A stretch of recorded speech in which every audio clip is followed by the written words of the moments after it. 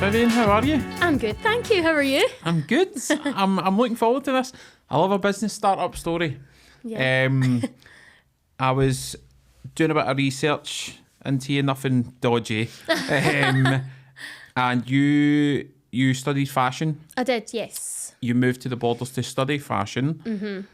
What were you planning on, just working in the industry, or did you always want to have a business? What was your process at that point?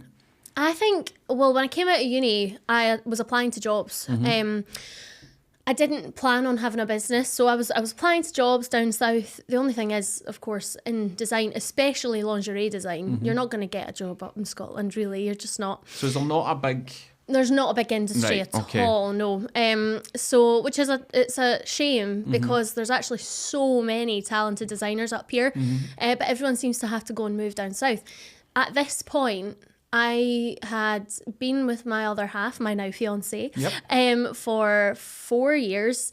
My family, I was starting to have nieces and nephews and everything, and it just felt like quite the sacrifice to go down there and miss out on all that with my family, and for such a little wage. I mean, like, there's these jobs for like assistant designer, 15 grand, and you're down in London, and I'm like, I don't even know how that's possible. So it kind of dissipated that sort of want to work down there, and at the same time I was working in retail, so I was in retail management, became the manager of a new look in Galashiels. Really enjoyed it, loved the people, got to do all the visual merchandising, but I realised that if I wanted to use my degree, I was going to have to sort of do something about that. So I said, does anyone fancy some underwear? I've got some leftover fabric. And that is literally how it started. I mean, people say to me, I don't know how to start a business, it's too intimidating, it's too scary. And I'm like, I mean, I didn't have a business plan or anything like that. It just happened organically. Jeez. Which is maybe the best way for it to happen, because you're not overthinking it too much. So did you get to a point in when if you've got these fabrics and you're making things for people, did you get to a point where you thought this might be viable for me? Yeah, I mean, I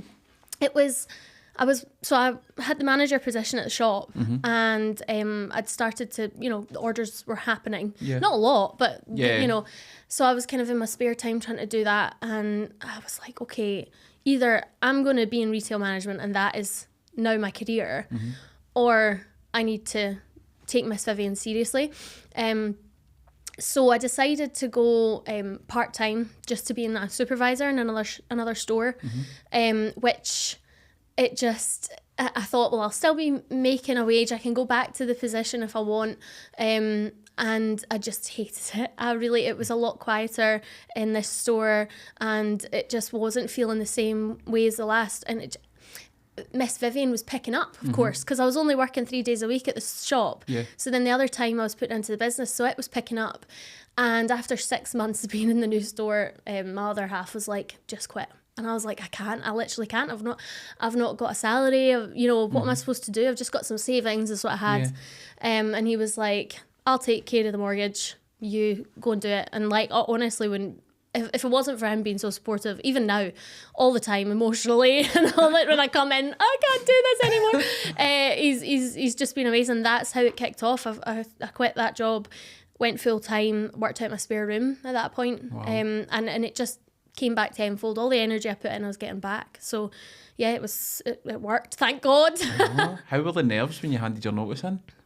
Yeah, I was nervous. I just felt bad as well. It's always the same. When you hand in your notice, you feel bad, leaving the shop in a place, where they then got to sort out another situation. But I knew it was the best thing for me.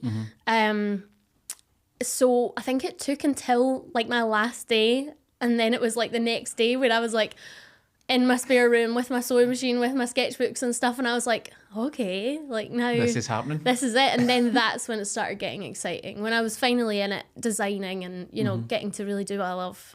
And is it a massive, obviously when people look at like business startups and they look at branching out, it always comes back to a cost element and financial element. From your point of view, for what you were doing, was there a big outlay at the start for you, or was there much of a risk involved in that sense?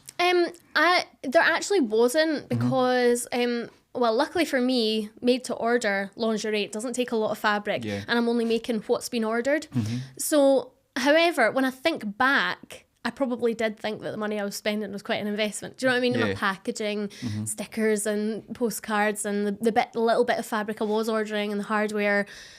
Yeah, I think at the time that did feel quite daunting. Looking back, it really wasn't that much. I'm still like that. I'm still terrified to spend money. I am so risk averse, it's not even funny. And actually, sometimes I think it holds me back a bit. But you know, there's a fine line. You've got to spend money to make money sometimes. And you know, a good risk, an educated risk. But it was weird. But I mean, I was always very careful with that, baby steps. You know, like I always only spent the money once I had it in the bank, and I paid myself teeny tiny amounts so that I could do that for a long time. And then, and in fact, I don't even know how, I think when I started, I was paying myself £200 a month, and that was for my phone bill, for like a Prosecco with the girls, you know, that kind of thing, petrol. And then... How long did you do that for? God, I can't remember. That was like maybe 4 months or something. Then every month it incrementally went up. So £500, 600, 7, 8, 9. Do you know what I mean? It then started going up. Sacrifice though as well. It was, from your but point of view. I think at the time it was like, before we started recording, I was saying that my dad was talking to me about this, and he was saying that at that time I had nothing to lose. So I think I was like, well, do you know what? I can always go back to the shop. You know, let's just try it. And I was skint. But my friends understood, my family understood, they could see what I was trying to build. So nobody was mad that I couldn't go on holiday to Ibiza with it. You know what I mean? Like, they understood, and they still do, and they still are amazing. And every time I'm like, I can't do this anymore, this sucks, they're all like, yes, you can, keep going. You know, so it was, I think having a support network as well when you're in that situation is massive. Was it a challenge for you? Obviously, you mentioned that a lot of people have to go to London to even break into the industry. For you starting the Miss Vivienne brand in Scotland, that must have presented challenges itself, because you're trying to then establish yourself amongst, obviously in the UK there's some big hitters in that industry. Yeah, there is. I mean, I think in the beginning it wasn't so much of a problem, because I was sort of dealing in smaller quantities, and I was making everything myself, just me in my studio, you know, with my machine, and it wasn't really getting to the point where, you know, because I had social media. Social media is, you can go everywhere with that. So I was really lucky in that respect. But it's almost now that we're doing bigger volume and stuff, really I could be doing to go to factories and suppliers and be meeting them, and they're kind of all down south. But that's something that, you know, I'm in a bit of a transition period with scaling up again, and that's just, this time, this is the challenge. You know what I mean? I feel like every time you scale up a little bit, each time there's a specific sort of challenge you've got to overcome. And for me, this time, that's it. So I need to start freeing myself up more to get down there and do that sort of stuff. But as I say, when it comes to talent and having seamstresses that can work for me, I mean, there's so much talent in Scotland. That's not a problem. They're totally there. It's just more the materials, I guess. Yeah. And from your point of view, when did you reach the point where it couldn't just be you anymore? You would have to go and get people in to help you and support and work for you? It was pretty much in the beginning of COVID, because that's when it exploded. I mean, I always feel bad saying that in a way, because so many businesses struggled, but for me it was the making of Miss Vivienne, you know what I mean? I was grateful for it. I worked like the minute I woke up to the second I fell asleep. House was covered in thread. And yeah, that was about it. But of course, at the very beginning of COVID, I couldn't have anyone help me because I was in my own house, so there was nobody, not allowed in my house. So that's why I was doing such crazy hours, and my other half, he was packaging for me and everything. And then I decided I needed a studio for that reason. So in October 2020, I took the studio because the manufacturing industry was allowed to carry on. So that was no problem. It's just that I wasn't allowed anyone in my home. So by getting the studio, I managed to overcome that. And I had someone helping me. I remember I was going to ask her to do 2 days instead of one. I had like fever dreams, like terrified, like nightmares all about asking her to do this extra day, because I was like, can't afford it. I mean, it's ridiculous. When I think back, I'm like, Vivienne, you obviously needed the other help, so why were you so stressed? That's my risk averse side coming in. It's the money side of it. It's the money, I always get really stressed about that. So, even now, it doesn't matter what it is. I find a way to stress about money. Is it hard taking on, see if you've built something yourself, is it hard to bring other people into it? Because it's your baby as such at that point, and then you're bringing in people, as much as there's brilliant people out there that do different things, but you don't know that at that point, and you're then bringing people in. That it is really difficult, and it's difficult in every sort of aspect. Like, you know, with sewing, that's something I do every single day, and I like it done a certain way. That's why we have the quality standards we have. So that's really important.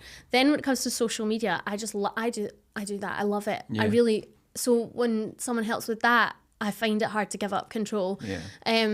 Even when we were looking into our like paid digital stuff, I got an agency and I wasn't happy with the way it went. So, I mean, it is really, really hard to give up control, but you do have to. And the funny thing is when you do give up the control and you let someone, okay, yeah, they make some mistakes, but that is fine. Don't we all? But they tend to really flourish and do really, really well. And it works out just fine. But it is daunting, that. Definitely. What about from a business point of view, obviously you've got to COVID, you've then moved into the studio. At that point, are you in the mindset of this could be a really successful business? Was there a point for you where it kind of went from, I'm getting some orders, you've obviously left your job, to, I can do this going forward?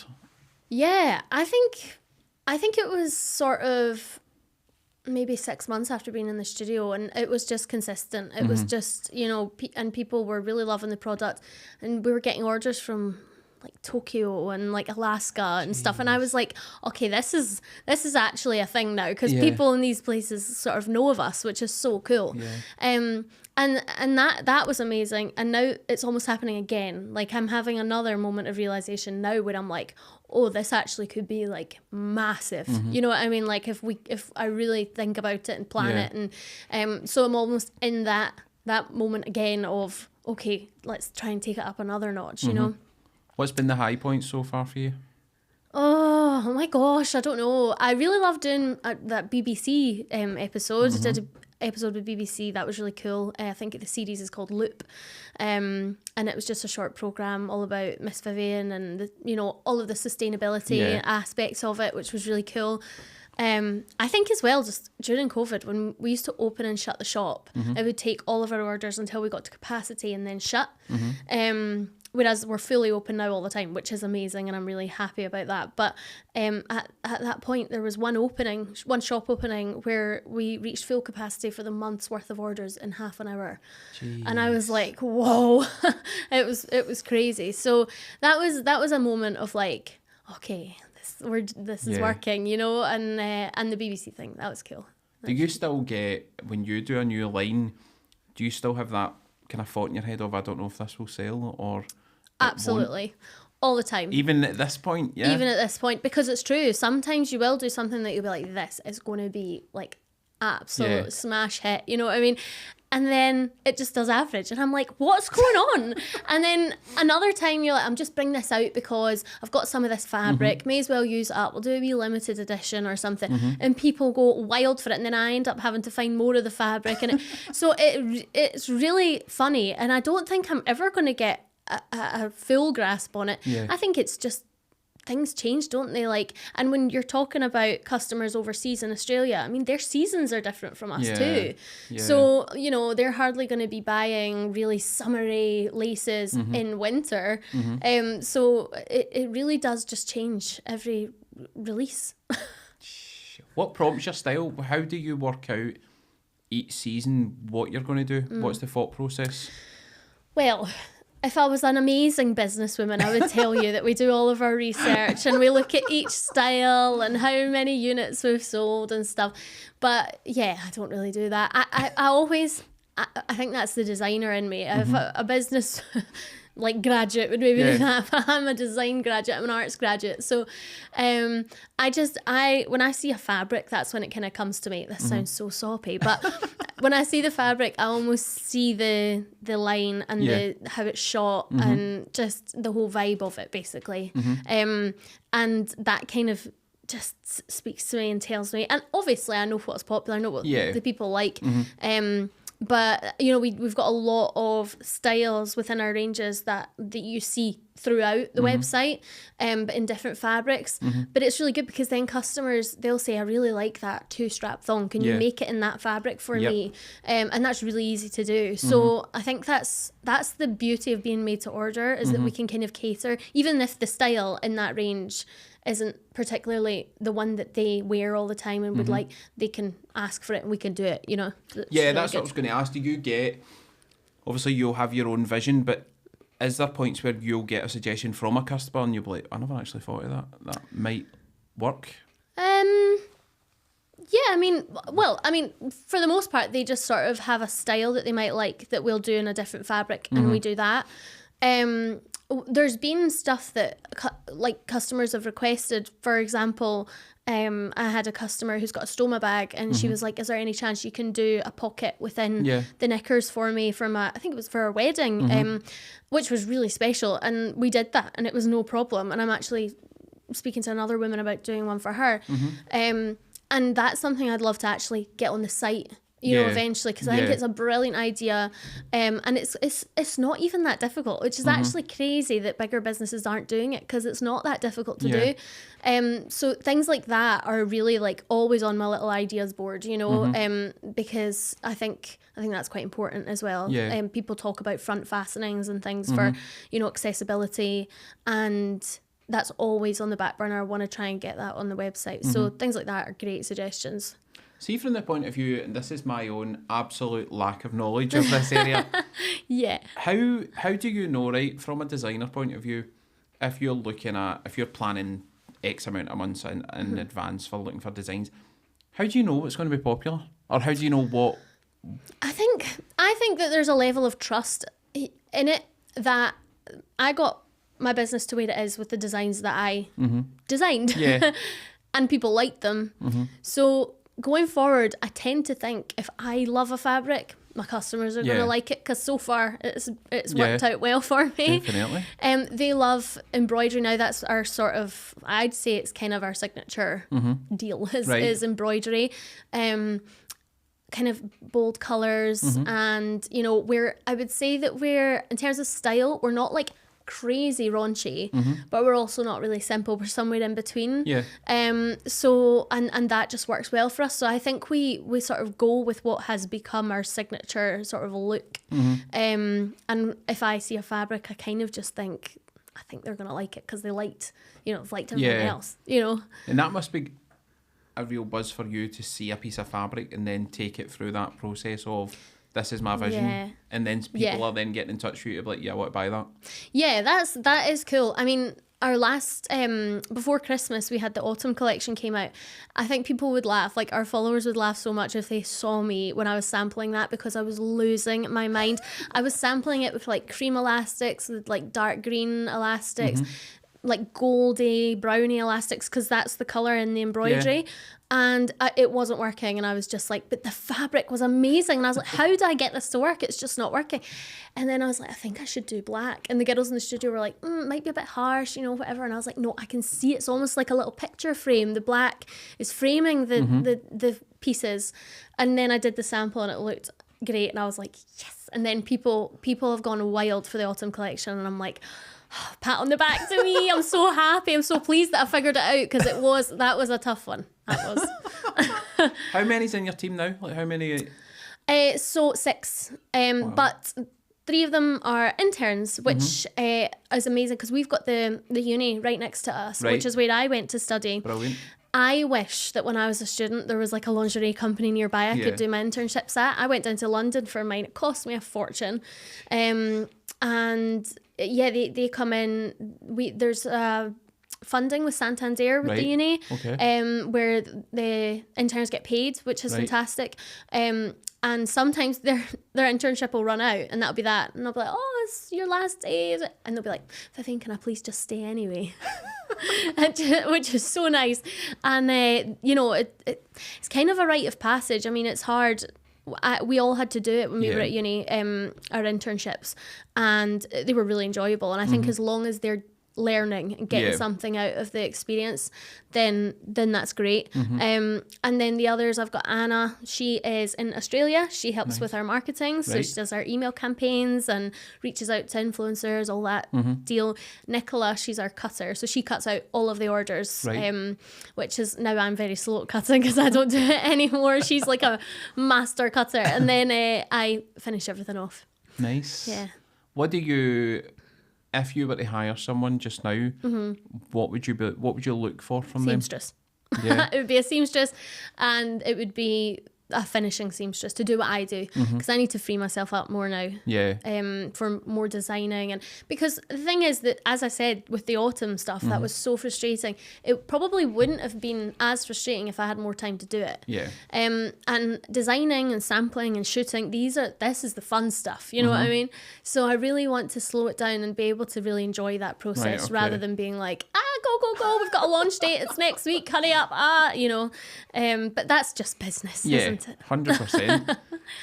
What about I spoke about high points. You may not have had any yet, but has there been any real low moments or really challenging points for you so far? Because that's probably the things that people need to know more about. Yes. If they want to have a business. Absolutely. Yeah, of course there has. Last year was so hard. I don't talk about it that much. I have quite bad anxiety, but I'm quite like, I function on having loads to do. So during the day I'm running fine, then I get home, I'm a mess. Right. So as I said earlier, my fiance is like my emotional support. My poor fiance Greg, I come home and I'm like, I can't do this anymore, don't want to do this anymore. I'm looking for jobs. Honestly, sometimes I'll sit and I'll look at jobs and he'll be like, right, stop being so dramatic. And he's right, obviously. Just have a wobble. You know, I've had problems with equipment. I've had, you know, stuff happening with staff in the past, not anymore at all. Got a great team. But all these things that aren't your fault. Yeah. And they just happen. And it's hard not to play the victim because... You know, you're like, but I've got orders to get out. You know, we've got customers, they've paid their money. Like, we need to get them their stuff. And yeah, it's tough because you just think, I don't deserve this. I'm working so hard. Why is everything going to shit? You know what I mean? Yeah. But the thing is, there is highs and there are lows. And I think you've just got to like ride it out when you're having a low. It's what I'm starting to learn. I just sort of take it and roll with it, and it'll be over eventually, and then you're gonna have more highs. Everyone always remembers the lows more than they remember the highs. You know, the lows feel so low. Well, the lows cut more, don't they? They absolutely do, and you just I mean, I could count on. I don't have enough fingers to count how many low points I've had since I started, but I also don't have enough fingers to count the high points. So it's fine. And it's good having that. I suppose it's really important.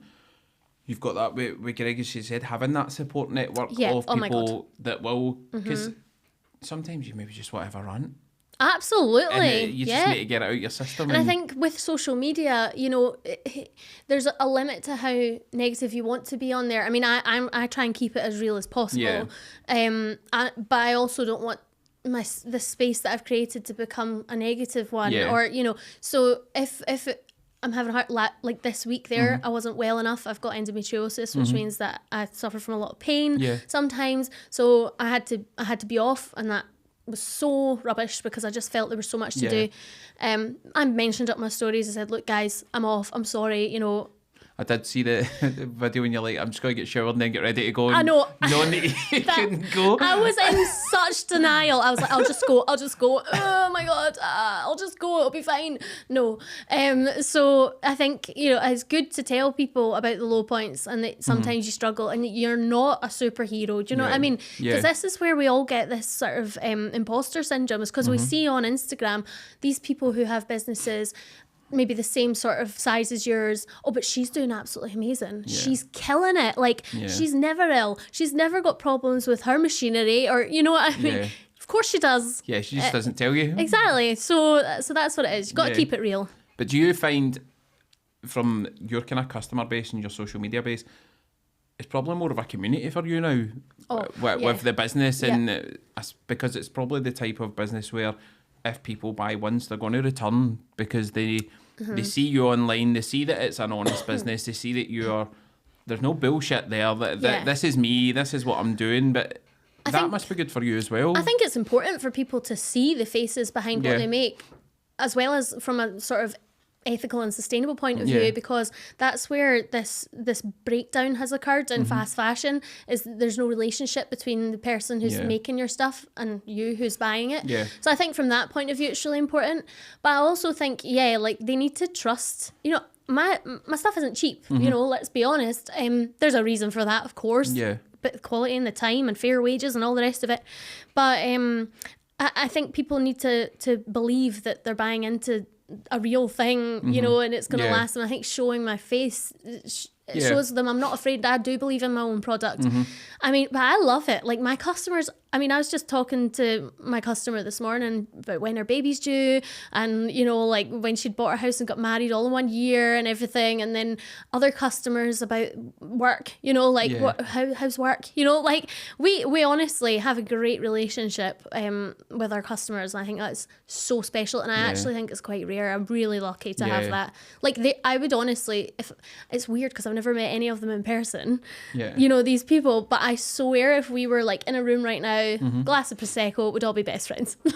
So you should have a wee night. I know. A wee customer night. I know. Where would we have it? We'd need to have somewhere central. Everyone can just in one place. That would be good. It would be so. It would be so cool. That would be cool. We touched on it a wee bit there. What's your views on the whole fast fashion world? Because the more I've watched a few things about it, and obviously it's pretty unethical every way you look at it. There's no way around it, but people will continue to do it because of the cost element. Of course, yeah. You're in the industry of making products and putting a lot of time and effort into it, but how do you feel about that side of the industry? I think, so the first thing, if you are on social media and you say it's fast fashion is unethical and people aren't getting paid fairly and whatever, the first thing that some keyboard warrior is going to come back with is, but that's a privilege to be able to afford slow fashion, which I understand and I don't disagree with. I think it's your attitude towards clothing that is the problem generally. So that's fine. First of all, you can shop in charity shops. That's fairly cheap. I do all the time. And you can buy some fast fashion if you can't afford anything else. Look after it. Hand wash some stuff instead of putting it in the washing machine so that it lasts longer. Don't tumble dry. Tumble drying clothes ruins them. You'll get far less wear out of them. If a zip breaks, take it to an alterations place, get a new zip. There's so many ways that people can be more sustainable and they don't maybe even realise it, you know, which is why I think it's so important to talk about it. I do think, you know, if you buy slow fashion, you're buying better quality. So that stuff is going to last you. You know, it's that whole thing of cost per wear. So, you know, you buy a £30 t-shirt, feels expensive, but you're going to have it for an extra 4 years, you know? So there's so many different ways to look at it, but I think it's massively important that we continue to talk about it because it is actually one of the biggest problems when it comes to climate change, and not just in terms of climate change and sustainability, but the ethics is they're messed up. I mean, people are basically not getting paid to work in horrendous conditions, and that's scary, you know, and that's all the way, that's not even from the person sewing the garment, that's from the fibres being made and produced and the fabric being made. I mean, it's the whole way through the chain. You've got a £10 bra. I mean, I don't even understand how anything in that chain can be produced ethically. It's not possible, you know what I mean? It takes roughly about 3 to 3.5 hours for an experienced seamstress to make a wire bra. So for £10, no one's getting what they're due. You know what I mean? Do you think it'll ever change? Well, I would obviously love to say yes. I think it will. I think there's a movement happening, but I think what's most important is that we educate the younger generation, because that's who's going to either make or break our planet really now. You know, 16-year-old girls going out, got a party, buying a dress on Boohoo for a £5 and then chucking it the next weekend. Yeah. That's a big problem. So I think if we can educate the younger generation and tell, because they're not stupid. Once like when they hear this stuff, they'll go, oh God, that's really bad actually. You're right. I'll do. So but all we need to do is make sure they hear it, you know. I don't know if we need to be telling them in schools and stuff like that now. We just need to keep talking about it. Yeah, but with things like that, it should be part of a curriculum in schools. Absolutely, because it should. Yeah, it's going on in the world. Same way people, it still baffles me that there's no real things about how to manage a budget or finance or anything. I know, like mortgages. When you're buying a house and you're like, what is going on? Like, no one's telling me anything. I was so lucky. My dad's a solicitor and he taught me through the whole thing. Without him, I'd have been lost. Yeah. So, I mean, it's true. I think, and the way that, you know, you've got AI and everything now, I mean, a lot of the curriculum, I think, is sort of not really necessary anymore, and you can be replaced with more useful sort of stuff like that. I mean, I think people are surprised to hear that, you know, when I say handmade bras, every bra is handmade. They're all handmade. They're made by somebody. People think that there's a special machine that just magics up a bra out. Yeah, but there's someone operating that sewing machine, no matter where it is, no matter what shop you buy it from. So it's all this sort of stuff that seems so simple, but actually, because people don't think about it, don't need to think about it. So having that relationship between maker and buyer, I think is really important. But it's good for you as well, because you're showing that journey of, I'm doing things ethically, we are doing things the right way as a company, you're putting your face out there, and it's expensive, however, it's the right way. I think transparency is key. I mean, you can look at big brands, you know, like Savage Fenty, for example. They're doing amazing things in terms of inclusivity and diversity, and that is not to be sniffed at. But you can't find anywhere on their website where their stuff is made. And more often than not, if you go to a website to try and find where something's made and you can't find it, probably means it's not being done ethically. Because if something is being done ethically, obviously the brand is going to shout about it. You know what I mean? So it's crazy out there, man. It is. From your point of view, lingerie business, what are the biggest challenges that you face? Yeah, materials definitely one, and I don't mean like the fabric. I mean the componentry. So when you've got just take a bra for example, if you need all matching colours, I think people don't maybe realise how many components are in it. You've got bra strap elastic, decorative edge elastic. You've got the hook and eye underwire casing. If you've got a bigger bra, that will need larger scallop edge elastic. Well, it doesn't need to be scallop edge, it's just decorative edging elastic. So that's 5 components there that all need to be the same colour. So it needs to be colour matched. Unless you buy 3,000 metres minimum, that's the smallest I can find. You can't, it's almost impossible to find that, which is why so many of my ranges are either in black or white. I try my absolute best to try and find matching elastics and stuff, but it is really hard. So that's difficult. Finding seamstresses up here that are specialised in lingerie, because there's only that's very niche. The only 2 places that you can study contour is called the making of lingerie. They're down south. So one's in London and one is it's De Montfort. So that's hard to find. You can get skilled seamstresses here, but they need a wee bit of training to learn how to do the lingerie. So that's a wee bit tricky, but it's not you can get by with that. And then I'd say that's about it. I'd say that's it. Finding studio space is proving difficult for me at the minute. But I'll find a bigger place eventually. Just for size? Size, And you want natural lighting for social media and everything, so it's all that. Things you've got to think about. And I need like hardwood floors because carpets are a nightmare with threads, all that. So it's just silly things like that can be a wee bit difficult. Buying new machinery, if you're buying the machine I use is it's vintage kind of. It's a semi-industrial machine. They don't make them anymore. They were made in the 50s. Right. They can do both a zigzag stitch and a straight stitch. Okay. Am I boring you yet, Gary? Not at all. Every day's a school day. Yeah. So I use them because we make, we're not a production line, you know, we take one order, we make it, and that's it. Yep. So finding that machine, multiples of that machine is so difficult. So and expensive, I would imagine. Well, you surprisingly no. Right. No, it's not too bad actually. If you're buying a brand new industrial machine, that's going to be like £1.5. I just got another Singer, the one that I used just before Christmas, for £300. Right. Pretty good. And I've got a technician, he's coming up, he's going to give it the works and the doing over so that it's exactly like mine. Brilliant. So it's not too bad, but it's finding it is the problem. I mean, like when I seen one, I'm like, I'll give you double the money, but someone else has gotten it before me. It's so hard because they're so in demand, so that's quite tricky. No. Yeah.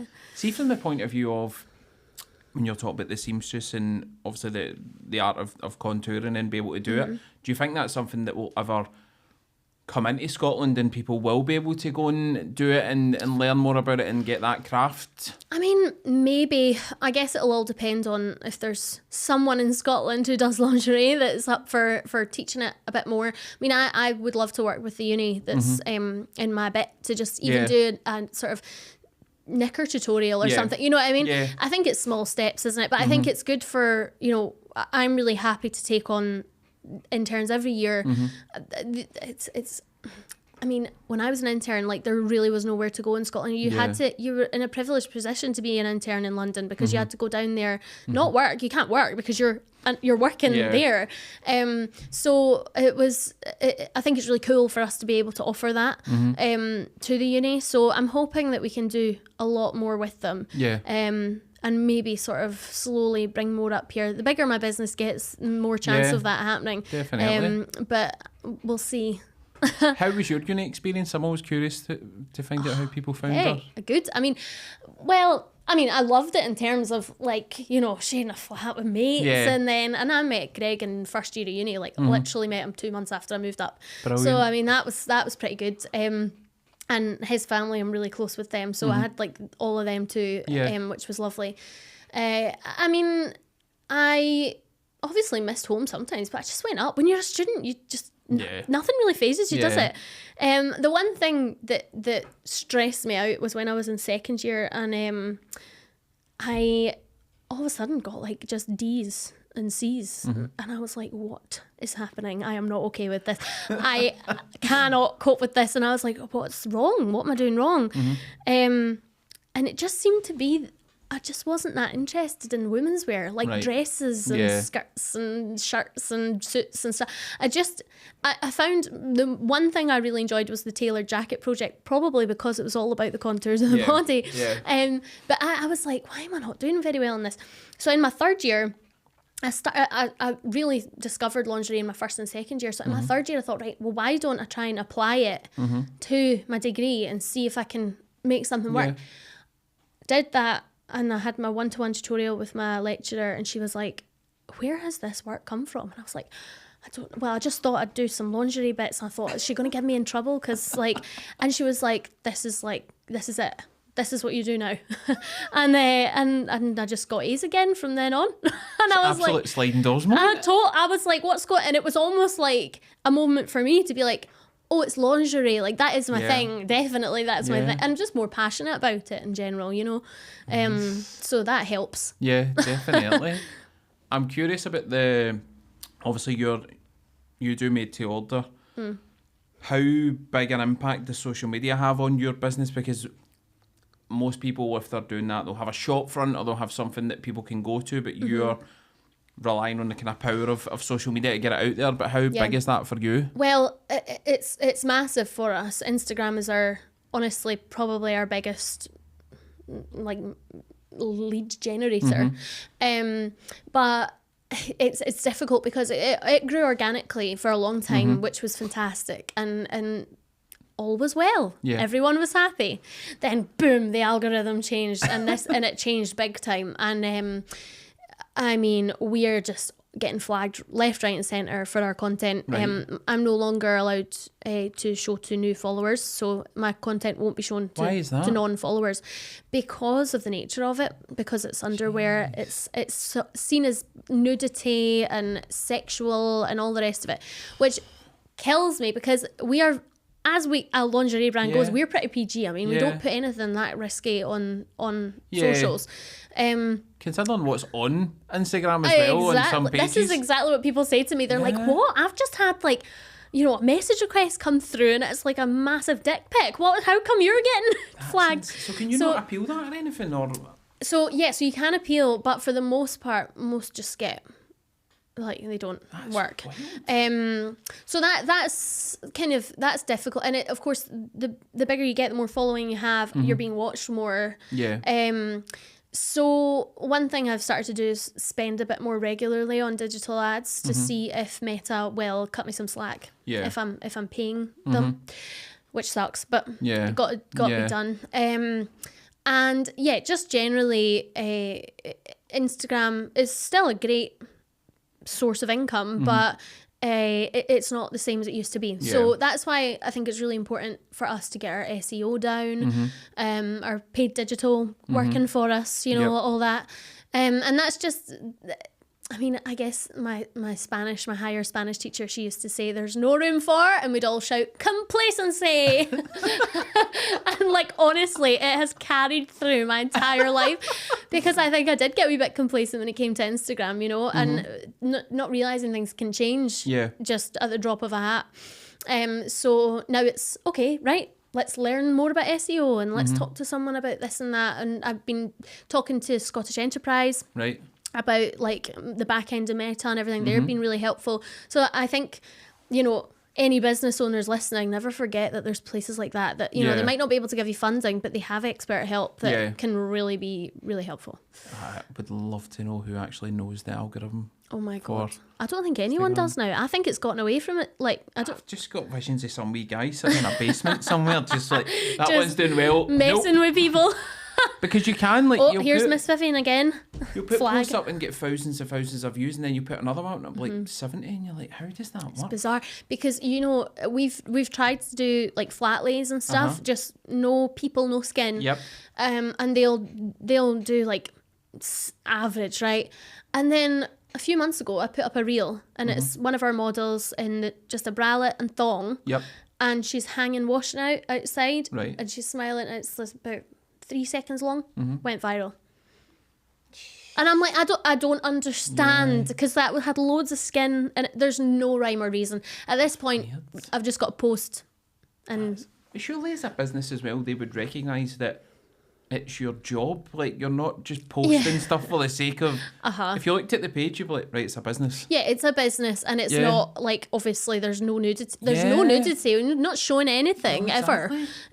So, everyone is covered. Yeah. Like, in the places they need to be covered. So it's just very strange. And it is honestly the bane of my life. But that must add to the stress as well, because if you're used to getting customers in that way, and then your videos don't get as viewed, it can affect your turnover massively. And that's like, when we were talking about low points last year, it sounds so stupid, and I felt stupid, but I would get down. Like, when this started, I used to get loads of engagement, and then this algorithm sort of changed, and all of a sudden, like, half the engagement, and it just instantly sent me into a spiral, because I'm like, right, well, that means half the turnover, that means half the customers, that's it, I'm going to fail, and everyone's going to be disappointed in me, and then before you know it, like, there I'm on Indeed. Do you know what I mean? Like, so that's like, it is so stupid, because it is vanity metrics, and at the end of the day, it's quality over quantity. So even if only 100 people were to like a post, I only need a few of them to actually buy, so it's fine. But you do get caught up in all that, and that's where, and I'm still learning. Sometimes that does still get to me. But, trying not to catastrophize is on my 2024 goal list. Have you ever actually applied for a job? No. When you went and looked? Nah. You just got to a point and seen it? No, because I'm like reading the description, and it's like 20 days off a year or whatever, and I'm like, I've got to apply for them? I don't think so. So it never ends up working out. If you could change something about the industry, what would it be? if you had the power to go in and... I think, oh God, so many things. What is the top thing? But I think when you think of the lingerie industry, you think of like a size 6, tiny, tall model. Yep. Because for the most part, that's what you see when you see lingerie campaigns. I think that is massively important that gets changed, because you just, as a woman, I mean, I'm not size 6, my size 12 or something. I don't even see pictures of women that look like me with my body, and I'm average size. Do you know, it's ridiculous. So I think, and especially now with social media being so prevalent in young girls' lives, young men too, I'm sure, are affected by it. But I think it's just so important for those young people to see normal bodies. I mean, I don't like saying normal, because what is normal? But I just mean the full spectrum, I guess, of bodies. Like, I've got a 14-year-old daughter, and I think when she's online, it terrifies me, because it's so unrealistic. And you look at, obviously, girls that age, they follow these reality stars and people they see on the TV, and it's trying to explain it. I'm like, those pictures are all airbrushed, they're all filtered, they're all like... And these people have a personal trainer every morning, they do, and they've got a chef making them food, and like, we'd all look probably like that if we all had, even if you, like, some people don't want to. Do you know what I mean? I think it's just so important that you see the full spectrum of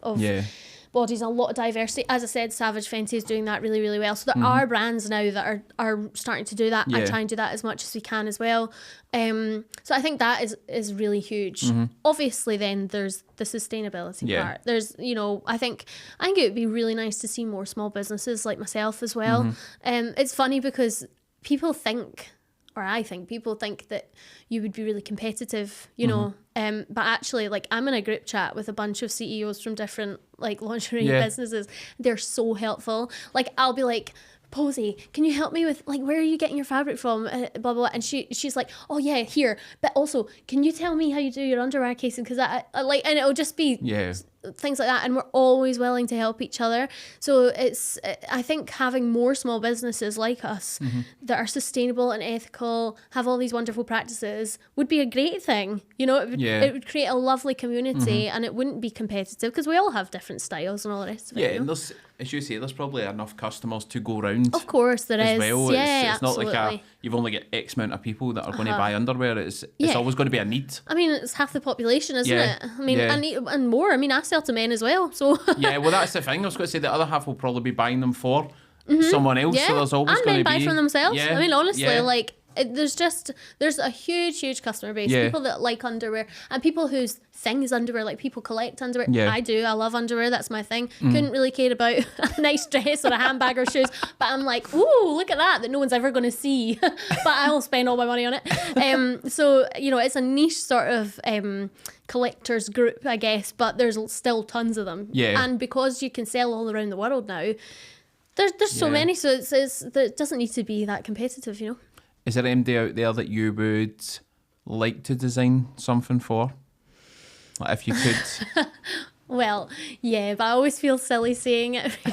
But, like, I swear, if any of my friends listen to this, they'll just burst out laughing, because I am obsessed with Beyonce. Like, absolutely obsessed with her. She wears like Agent Provocateur and Bordel and stuff. She wore Bordel before I went to do my internship there, which is I was so excited about. I remember going on, I was on the, I don't know if I should say this, I was like on their computer, on their database, and like Beyonce's measurements were there, and I was like, I cannot believe I'm looking at Beyonce's measurements. But so, you know, I mean, and I think now, like, you know, one of the other girls, like, she's a small business, lingerie small business, she did a suspender belt for Billie Eilish on the cover of Vogue, because they were looking for small businesses. I recently was in talks with Dazed and Confused. I nearly had my stuff on that, can't say who it was, but so it's getting closer, because I think these publications are now starting to stick up for the small businesses, and actually realizing the value in the small businesses, because they're sustainable, because they're ethical, and because they often are quite cool design wise, because it's like an individual's sort of design process rather than a big board that sits there and goes, this is what's trending, you know what I mean? So you get some really cool, interesting stuff. So maybe it seems like it's a total pipe dream, but I don't know. Never know. Let's manifest it. You imagine that DM drops in? I would be sick. I would vomit all over my phone, Gary. I would die. That would be so cool. You never know. You never know. What's the best bit of advice you've been given?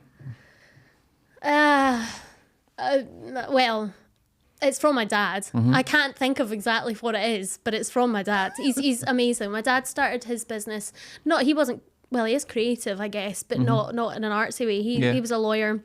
And he had his own firm, which he started at 25. Right. And he started it with absolutely no money. He had like some savings. He spent it all on the office, the computers, everything. He said that, just at Christmas we were talking about it because I was talking about scaling up and how I'm quite scared and things.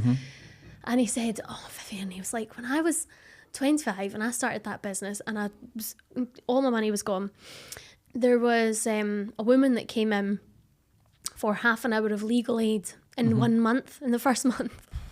And that was £6 an hour. So he got £3 that month. Jeez. And he was like, this is bad. Yeah. This is really, really bad. So he went down to the bank just down the street and asked for a £5,000 overdraft, which I could never, I'd go, what? I've not made any money. I would think then I shouldn't be asking for more. Yeah. He got £5,000 overdraft. He said, thank God for that wee man. Got my £5,000 overdraft, and that was it. He'd managed to double what he was making on his when he was employed. Right. That salary he doubled in his first year. Jeez. And then it just went on. My dad was a really successful businessman, and I feel like I get quite emotional when I talk about him because I feel like everything I do.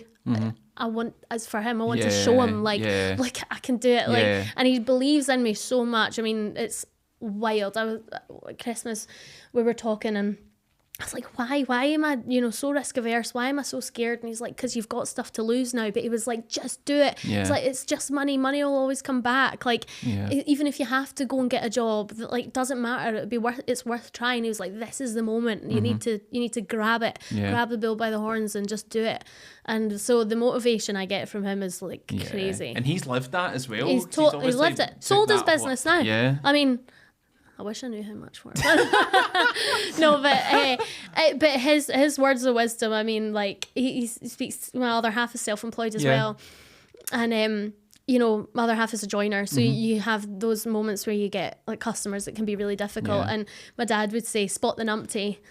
You have to spot the numpty. He said he used to play that game. And Greg, honestly, ever since he said it to Greg's like, now I do it if I think I'm going to have a bad experience with a customer. I listen to your dad in my head. I go, right, I'm not doing it. And he's always right in that case. It's so crazy. So he's my dad's really cool to listen to about all that stuff. Do you ever switch off from it? No. From the business? Absolutely not. Never ever. I hate it. I hate it so much. It's really, really hard. Yeah. Even, and I think it's worse when, Greg also being self-employed, because if we're on holiday, like the two of right, well, I've just got a social, I need to do Insta, and he'll be like, right, well, I've got a job to price. Well, why don't we just both do that and then we'll meet at the bar? Or, it's just, and I think as well, that thing of, before, and this is for employed people too, like, before you go on holiday, you're exhausted because you like work, so you can go away and then you're just shattered. It just never feels like you get a proper break. From it. I just replying to my customers at like 11:30 at night in my bed, like sometimes, because I'm thinking, well, it'd be easier to reply to them now than tomorrow, because tomorrow I need to be on the sewing machine. Yeah. So I need to get away from that, and I need to learn. I think that's a learning. I think that comes in time. You know what I mean? I think for now, and I don't mind it for now. If I have to really put in the hours and stuff and sacrifice a bit of time and energy, what could pay off could make it absolutely 100%. All worth it. So, got to just thug it out for now. Definitely. What's the ideal scenario for Miss Vivienne? Ideal scenario? Well, I would love to have... I don't know why. I don't like calling it a factory. I prefer a studio because I would like it all to be under one roof. Yep. So I'd like a big roof, like a big room with the, seamstresses, cutting tables, and then desks for, the marketing and stuff, with our own studio so we can do our own campaigns in-house. Yep. And just like a lovely little break room with lovely little things in it, you know, just like really cute. And I think, I ideally won't be on the machine anymore because I that's, it's taken its toll. Yeah. And I'd rather be around for all the, the designing and doing that a lot more. So, I think that's something I need to wean off of. I don't think I'll ever be able to wake up and go, right, today that's it. I'm going to hire someone and I'll never be on the machine. I think it will come in time. But ideally, not on the machine and just, not feeling like I've got to work 24/7, actually maybe doing Monday to Friday, 9 to 5, getting the odd day off. And then, and take a day off. Oh my God. Amazing. Could you ever see a Miss Vivienne store? I love the idea of that. Like, do you remember when Boo Avenue first came around and they had all the little drawers and like the gift bags and the boxes. I mean, that was lovely. And I always remembered going in there and it smelled nice too. And it was just a lovely experience. And I always thought I would love to have my own. Times are changing though, aren't they? And it depends on, I think you have to get a good spot for the footfall. But one thing I did think about was having the studio, the big place that I would have, and having that includes a shop front. Yep. So we are still in house. We're all still working away. There's just maybe someone there that is also running that, which would be cool because people can come back and see where we make stuff. Definitely. So I think that's a fun idea rather than just like a small shop front on a street. And it's good as well because if people come in and wanted something specific, you can then take them in and sit down with them. Measure them up and all that sort of stuff. Yeah. I think it's a nice idea and I can just see it all pretty and Big roof. Great big roof. Just really want that big roof. What about, I'll finish by asking you, what would you say to people, might not necessarily be in the lingerie business, but people who are at maybe a start-up stage or they're thinking about doing it, what would you say to them advice-wise based on what you've the path you've travelled? Yeah, I mean, I would just say, obviously to do it, I would say that you have to have major passion for what it is that you're doing. If you're kind of half arse in it, I wouldn't bother because it's so demanding and so tasking, and I really think you've got to have that like thing behind it, you know what I mean, that passion. But if you've got that passion and maybe you're like me, bit risk averse, don't want to spend a lot of money, don't have to, just start an Instagram account, that's free. Start posting and just little bit by bit. Like, you don't need to spend a lot of money, just go a little bit by bit. And if you do want to spend a lot of money, then go for it too. But just have a plan in place. If you're going to spend a big chunk of money, you need to have a plan in place, you know what I mean? But if you want to go with organic growth and you don't want to spend a lot of money in the beginning, just baby steps, and I would advise always just saying yes to opportunity. Just someone want to meet you and go for a coffee and talk about it, yes, go for it, enjoy it, soak everything up, and I mean, always be nice, I think is really important. And I know that when I graduated, the honorary graduate was Sir Patrick, oh God, here it's gone, the sewing bee, and he spoke and he said to us, don't underestimate the power of being nice. Just always be nice to people. It just goes a long way. And I think over time, I actually am noticing the benefits of that because people are more receptive to you. They're more up for helping you out. They're more patient with you, and I them because they've been nice to me. You know what I mean? Like just generally being a nice person and saying yes to opportunity is always a good shout. Yeah, amazing. I love it. Thank you so much. No worries. I'm like, I feel like I've only been here 2 minutes. See, this is my element. I just love talking. We've done like an hour. Have we? Yeah. Oh my God. You can tell I don't get to go out much. Well, we've done like an hour. We've spoken about your journey. We've planned a potential day out for you and your customers. And we've added a shop into your new factory. Well, perfect. Job's a good one. Job done. Yeah. Do you want a job? Come and be my strategist. I'll be the go-between. Great. I'll come and chat to people. Yeah, we need a man. Yeah. We need a man at Miss V. I'm educated now as well. So I know the terms. You're I'm down. Armed and dangerous with the information. Brilliant. Thank you so much. No, not at all. Thanks for having me.